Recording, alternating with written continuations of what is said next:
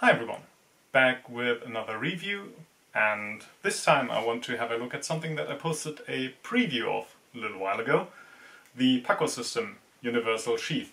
Now, before we get to that though, formalities out of the way as per usual. So, first of all, paid for this with my own money. PACO system was not aware that there was going to be a review. Secondly, the structure of the video is going to be the same as always. That means talking part first, after the formalities. Then there will be a picture with stats, some more pictures, just so you can look at what we're looking at from different perspectives really. And in the end some clips, so you can see it being used, see it in motion and how it behaves. And of course there will be timestamps in the description, so should you want to look around, you can. And feel free to do so really. Okay, so Universal Sheath. That is what it is, really. It is basically a 3D printed V-shape with two magnets inside that you can put a sword into. In this case, a hanger, but due to its design, it isn't really limited to one particular sword, which is handy for me. I do have swords with sheaths, but thing is, I'm teaching Roworth. That means that I have to at times account for 5 different types of swords, depending on how you count, like spadroon, backsword, infantry saber, cavalry saber, hanger. They're all very different, and I just do not have a sheath for all of them, and I don't want to have a sheath for all of them. I already have enough stuff hanging on my wall, I don't need any more. So when I saw this in Facebook, I was immediately quite curious, really.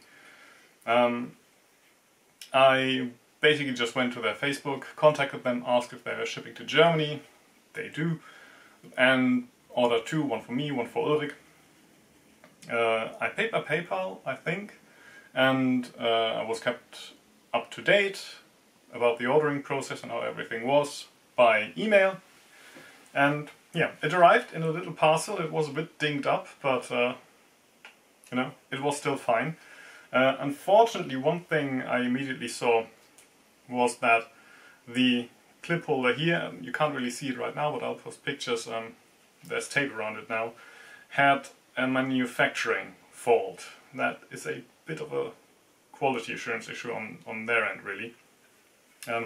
Contacted them about it, made them aware of it. I don't mind that much. There isn't really much pressure pull on this part here. You really shouldn't make the belt so tight anyway that it is in any danger of tearing apart. But that is basically the only thing I noticed where I wasn't quite so happy with. Other than that, this is actually really quite nice. I've used it some time now during class and in sparring. It is quite comfortable to wear, really. I was surprised as how little I noticed it was actually there. Now this is very light. This is 3D printed, sturdy still, but you know, very light. I think it comes in at 250 grams, roundabout-ish, 252 maybe. And it's quite handy in its dimensions. It's 20.5 centimeters wide, 10.5 is like the highest, the biggest part, and it goes out to like 3.5 centimeters. And then you have the belt, which you always need to kind of sort out before putting it on, and you can change where it sits. I ordered the L one just because I wasn't quite sure how it would fit with the jacket on and everything, so the buckle is a bit to the side, but doesn't matter as far as I'm concerned. And yeah, as I said, when you wear it, it is really quite comfortable and you can nearly forget that it is there, which is nice. And what surprised me, that the same actually goes for when you are fencing. Initially I thought I might use this to just have a bit of scabbard experience. In the sources that I use, Anglo and things like that, you can see them securing a scabbard with the hand at the hip, just because these things flap around annoyingly when you wear them and move about quickly, which you kind of tend to do when fencing. But actually, because it is so handy and so light, it just kind of really stays on your hip and you don't notice it at all. Kind of a shame for what I wanted to do with it, but just for the piece itself, really quite nice. During class, what I used it for is just, you know, a place to put the sword, because, I mean, you can just put the sword down or couch it in your elbow. That's what I did most of the time so far. But yeah, your elbow depends, sometimes it's a bit sweaty, don't like that too much. Putting your sword down, when you forget where it is, you have to run back and get it. This was much handier for that. Sometimes you just need both hands to read from a source, or just move your students into place when you want to show something. So that was really quite nice. I also used it during sparring, saber and messer, and I'd say it depends a bit on what you do. If you do thrust-centric fencing like small sword or some rapier styles, then I wouldn't even actually be worried about this getting hit in any way or catching a thrust. Rather unlikely, especially because you can move it around, so it rather sits on the back. During messer I also actually wasn't really worried about it. I just put my hand on it and that kind of made sure that I put it all the way. But if it is a very cut-centric fencing that you do, I don't know, longsword for example, it's a question whether you really want to risk this getting a cut, because it is very light in construction. I'm not entirely sure how sturdy it really is in that regard.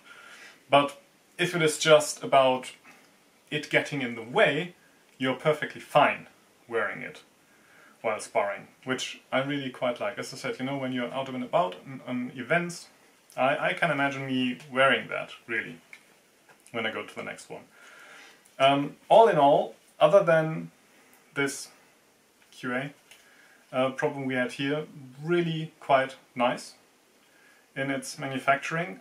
One thing that has me a bit worried is that the part where the sword goes along, of course, also has a bit of belt contact, and you can already see from my part that it is slightly roughened up, which is just from, depending on how dinged up your sword is, how many nicks you have in it, if they are any sharp, and you try to pull it out, which I generally wouldn't recommend anyway.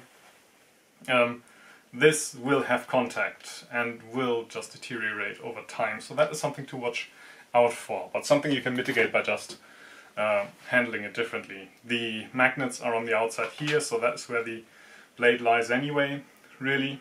And what I basically just do is, when I wear it, I just kind of push it up with my finger and then just lift it out from the top, and that works fine, really.